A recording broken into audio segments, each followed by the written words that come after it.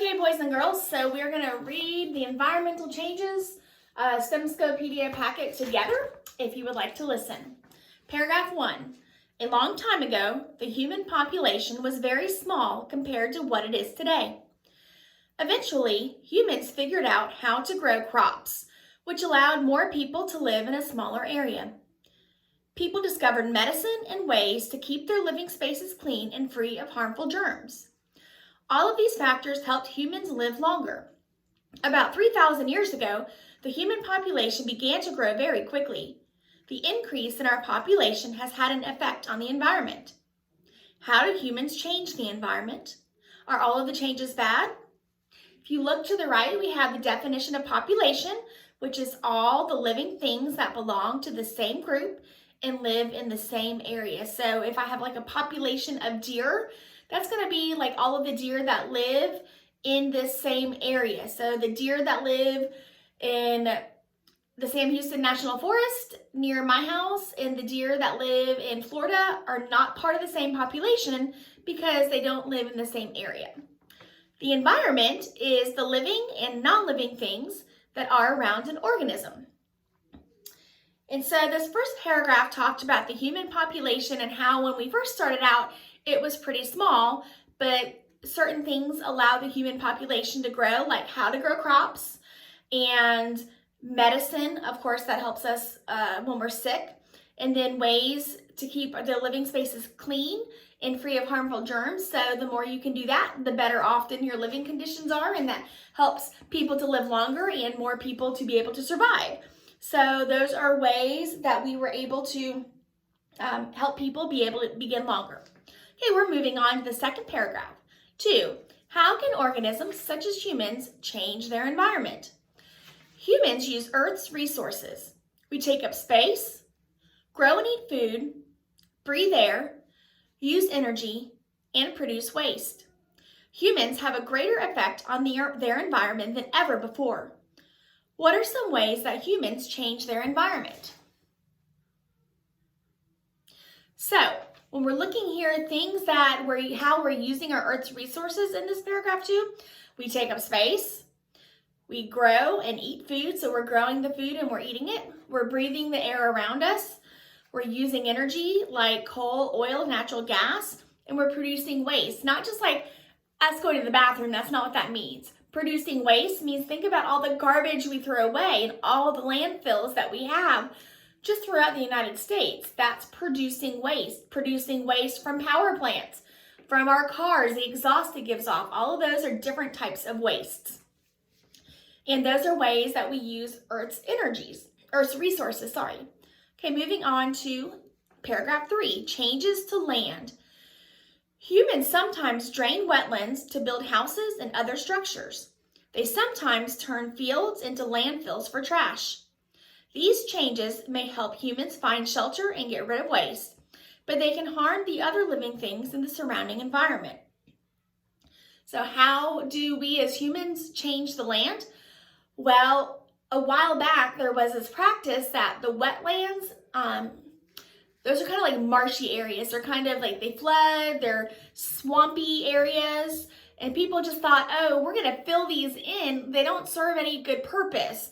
And so a lot of times we used to fill in the wetland areas and use them, and we would build houses and other structures on them.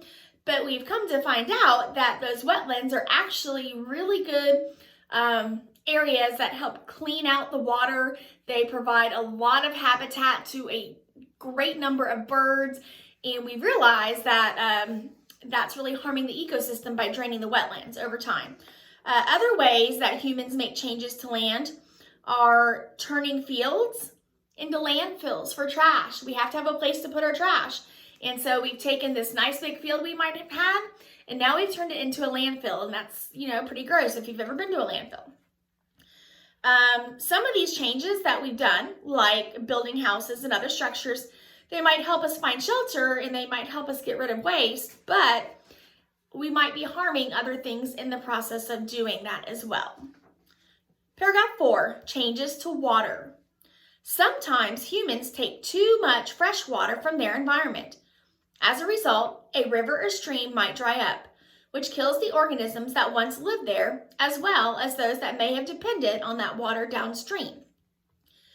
Humans also dump trash and harmful chemicals into fresh and saltwater environments, often making the environment unfit for organisms to survive. So some ways that we've changed water is by taking too much fresh water from the environment, or we have dumped trash into the environment or harmful chemicals, and then that makes that water unfit for us to use later on. It kills off other animals.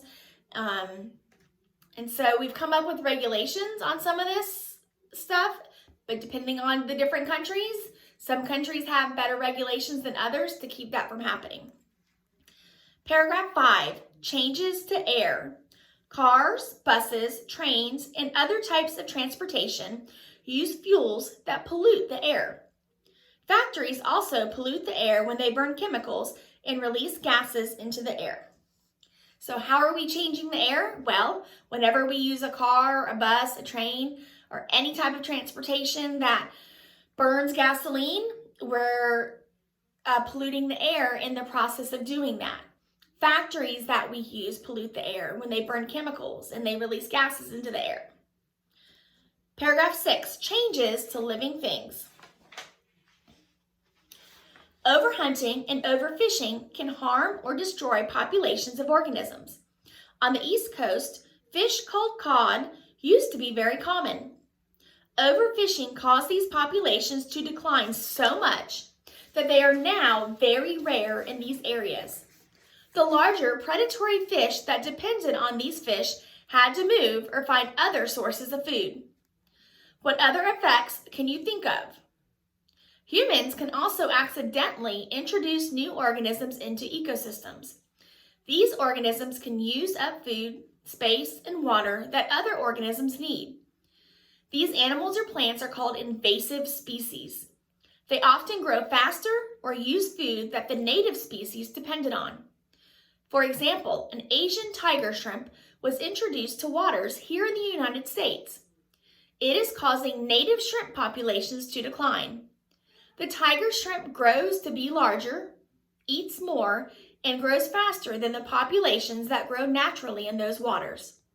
How do you think this will affect the ecosystem over time? Okay, so some information about that. Some ways that we've made changes to living things are overhunting and overfishing. By not being careful about what fish we've eaten or what fish we've overhunted or overfished, we've caused the cod population to decline rapidly. And so this fish called the cod used to be all over the East Coast in these waters. But when we overfished it, that means we took too many, and there wasn't like a certain number. You could just catch as many as you wanted. And so we took too many of them. And now there are not a lot of cod on the East Coast. And so they declined so much. That means they went down so much that the other fish that used to eat them, they had to leave the East Coast. They had to go find other areas to go find fish to eat, or they had to start eating other fish that they weren't used to eating, because if they couldn't make one of those changes, then they wouldn't have any food to eat and they would die off too. So those other larger predatory fish, what they had to do, again, they had to move or find other sources of fish. And the reason they had to do that was because there was not very many cod left for them to eat. And if they didn't make those changes, they were going to end up dying out themselves. And then it talked about the Asian tiger shrimp, and it called it an invasive species. And what that means is sometimes humans accidentally introduce a new species to an environment.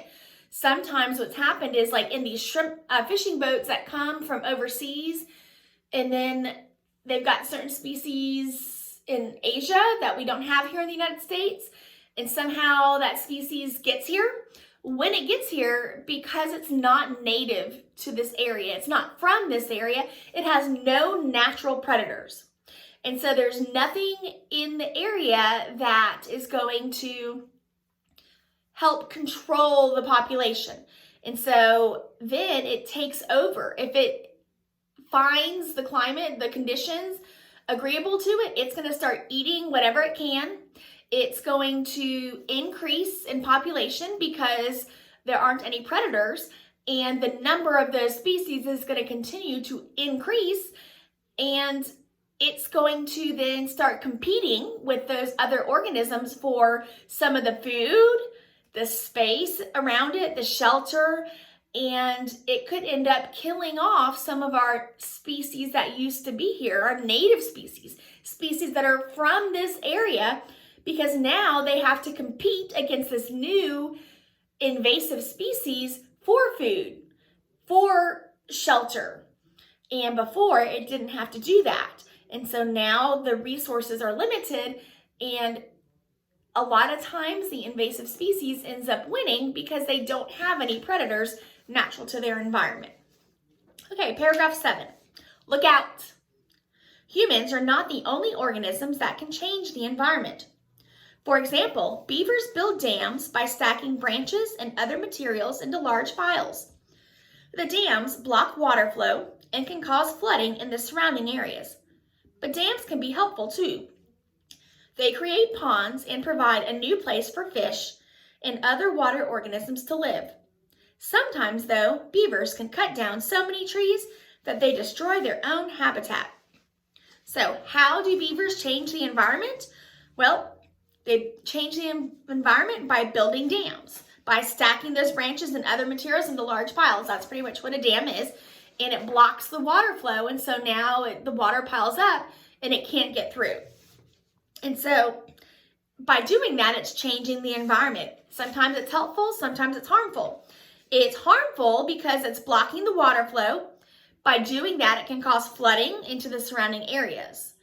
But it's helpful because they also help create ponds and provide a new place for fish and other organisms, water organisms to live. So it's kind of catch-22. It can be helpful and harmful. Paragraph 8. Cows can change the environment too. The waste produced by cows releases a strong gas called methane into the air. Methane is naturally found in the air, but scientists believe that an increase in methane is one of the gases related to an increase in air temperatures. In some areas of the country, grazing cattle deplete slower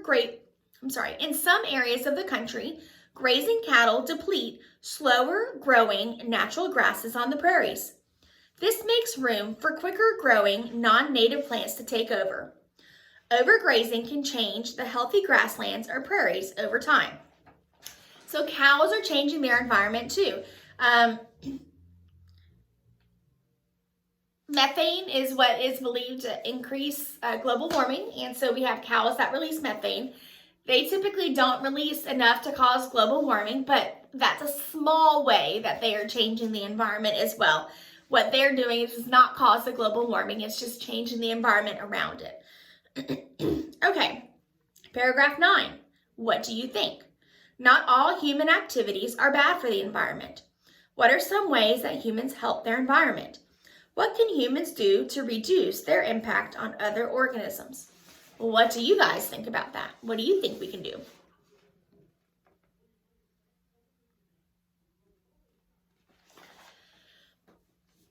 What happens to organisms if their environment changes? Can you think of good and bad changes? Paragraph 10. Life on Earth is a delicate balance. When something in an environment changes, it has an effect on the organisms living in that environment. Sometimes a change that is good for one organism might be bad for other organisms. An example is the deer population in the United States. Deer have become a problem animal. Humans used to hunt the animals that ate deer, such as wolves, coyotes, and mountain lions. A decrease in the number of predators was good for the deer. More deer survived each year, and their population grew. But other organisms suffered as a result. Deer like to eat grass, short bushes, and young trees. Sometimes they may eat all the plants in an area. There is little food left over for other animals. Those animals may starve. When the deer eat young trees, they prevent the trees from growing and replacing old dying trees. The forest can become bare. Higher populations of deer also increase the number of deer affected by diseases, which then spread among crowded populations. Scientists predict that unless the deer population is controlled, deer will continue to harm other plants and animals. Let's look at the box on the right of paragraph 10, predators, animals that hunt and eat other animals. Okay, so we're talking about the deer population, and if we look, here we're talking about how things have to be a delicate balance. We don't want too many organisms because it can kind of throw things out of whack. For example, if the deer population continues to grow, then they may overeat in an area, and since other organisms also eat those prairie grasses and trees and bushes, then there might not be enough grass and bush and trees for other organisms to eat. The forest becomes bare. That's definitely not a good thing. When the deer eat young trees, what happens, of course, you want to eat the younger, fresh stuff. But by doing that, the forest is not allowed, it's not letting the forest regenerate because it's eating all of the young trees. The old trees die off, and then there's not the young tree, if the young trees are eaten up, we're not being able to populate that forest up. The more deer we have, the more deer will be affected by diseases that could also spread to other people. For example, the deer tick. If that gets on a human, sometimes a deer tick can cause, I believe it's Lyme disease. And so that happens. The more deers we have, the more deer ticks, those types of things can happen. Let's see. So we have little food for other animals because the deer's eating all the plants. We could have the forest getting bare because they're preventing the trees from growing. We're having a higher population of deer affected by diseases just because we have more, and some of those can spread to other populations. So those are things that can happen when a population grows and grows and grows and it doesn't become checked. So we need to have a delicate balance there. Paragraph 11, look out. Organisms are not the only thing that can change the environment. Sometimes the environment is changed by natural events such as forest fires, mudslides, droughts, floods, or earthquakes. These changes usually happen much faster than the changes caused by organisms. A change that we've had, it's been a little while, but a change that we've had was hurricanes. We've had hurricanes and they cause flooding. They cause a lot of different issues, wind damage, things like that. So keep that in mind. We just recently had some storms come through. They changed our environment a little bit too. Paragraph 12. How might highways or bridges affect an environment and the organisms that live there? Imagine that you are trying to walk home from school. All of a sudden, someone puts a wall that is 100 feet tall and 100 feet wide in front of you. It would be pretty hard for you to get to the other side of the wall, right? Highways may seem small to us, but they can seem like very large barriers to other organisms. Suppose a highway is built through a forest. A turtle needs to cross the highway to get to a pond on the other side. But a turtle crossing a highway might get hit by a car or spotted and eaten by a predator. Similar to a highway, a bridge can also have a negative effect on organisms. Chemicals from cars using the bridge may fall into the water beneath the bridge. The sound and vibrations from traffic might disturb the animals living there. Shade from the bridge could affect plants needing sunlight in the water. However, not all changes are harmful. Perhaps the bridge provides a new habitat for organisms like barnacles that could otherwise not have lived there. There are many changes that building structures can have on an ecosystem, both helpful and harmful. Okay, so we want to know two harmful and harmful and helpful changes when highways and bridges are added to the environment. So paragraph 12 talks about some harmful changes that can happen when we add things like highways or bridges. So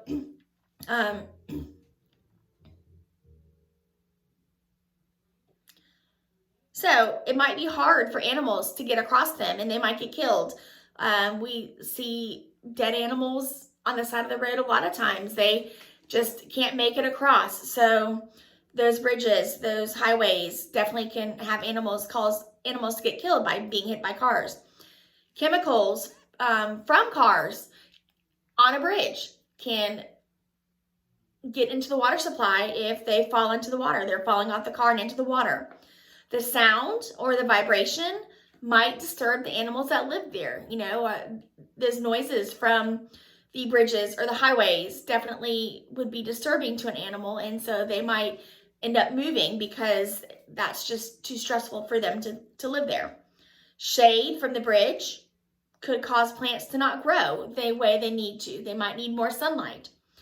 Good things, beneficial things, helpful things that they can do though. It might provide a new habitat for organisms that otherwise would not have been able to live in that area. So pretty much we got to look at those things. Paragraph 14, Scientist in the Spotlight, Rachel Carson. In the 1950s, people used a chemical called DDT to try to get rid of harmful insects like mosquitoes.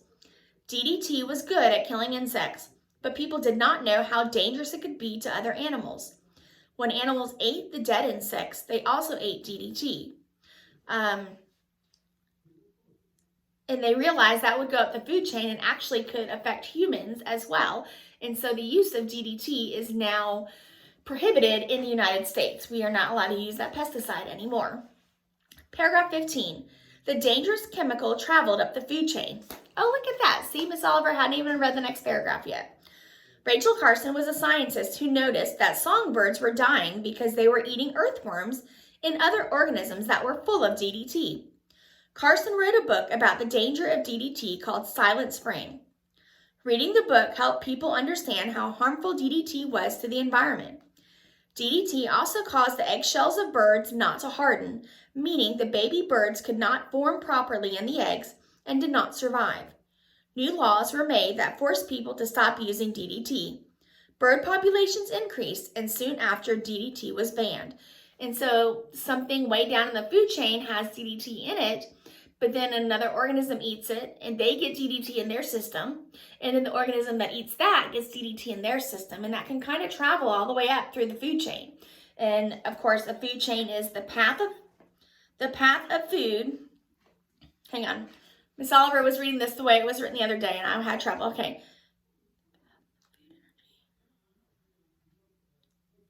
Okay, it is the path of food energy from the sun to organisms in an ecosystem. So the path that food energy takes as it goes from the sun to the different organisms in an ecosystem. So if we turn our thing to the last page here, you're going to read each environmental change described in the chart below and look at the picture, and then you're going to predict how the change will affect the organisms in that environment. So you're going to predict what's going to happen based on what this change is. If you were listening to Miss Oliver as we were reading this, I actually went over each of these questions as we were talking about each paragraph, and I gave you the answers to all of the questions. So hopefully you listen to this and get the answers. Bye-bye for now.